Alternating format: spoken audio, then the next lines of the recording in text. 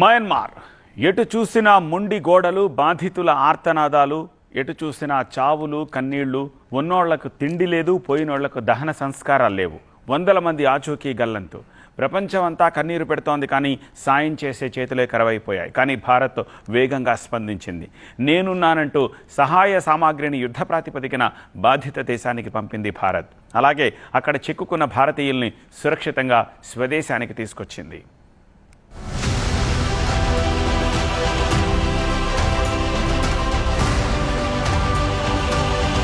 భూకంపంతో నిలువ నీడ లేకుండా పోయిన మయన్మార్, థాయిలాండ్ బాధితులకు బాసటగా నిలిచింది భారత్.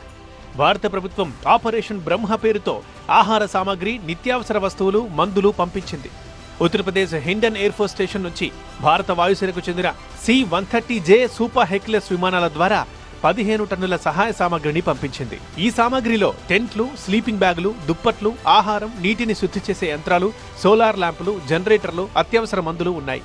ఈ విమానం యాంగన్లో దిగిన తర్వాత భారత రాయబారి అభయ్ ఠాకూర్ ఈ సామాగ్రిని మయన్మార్ అధికారులకు అప్పగించారు. థాయిలాండ్కు కూడా భారత్ భారీ సహాయ సామాగ్రిని పంపించింది.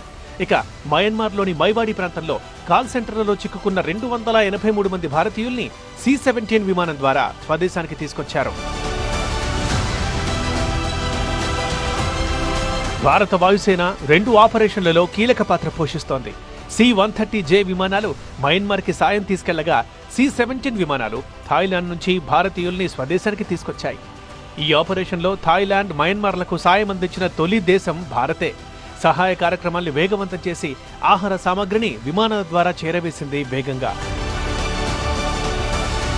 శుక్రవారం మధ్యాహ్నం సంభవించిన భూకంపానికి 2 దేశాల్లో సుమారు 2000 మందికి పైగా చనిపోయి ఉంటారని భావిస్తున్నారు.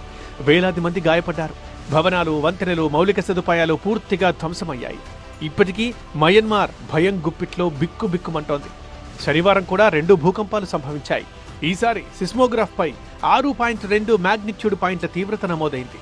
దీంతో మయన్మార్ ప్రజలు నివాసాల్ని వీడి బహిరంగ ప్రదేశాల్లోనే ఉండాల్సిన పరిస్థితి వచ్చింది. ఇప్పటికే వందల భవనాలు కూలిపోయాయి. మరికొన్ని ఏ క్షణంలోనైనా కూలేలా కనిపించడంతో ప్రజలు ప్రభుత్వం ఏర్పాటు చేసిన సహాయక శిబిరాల్లోనే తలదాచుకుంటున్నారు.